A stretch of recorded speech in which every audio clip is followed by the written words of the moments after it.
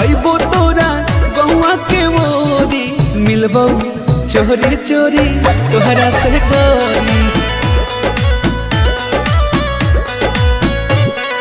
पागल कइले रूपवा बा तोरी मिलबो चोरी चोरी तोहरा से गोरी। पागल कर देनी की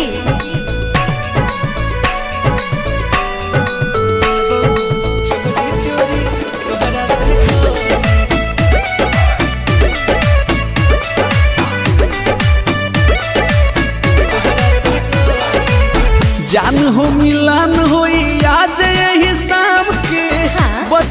बचा के तनिका आराम से। अच्छा ठीक है। हल्का मिले रही की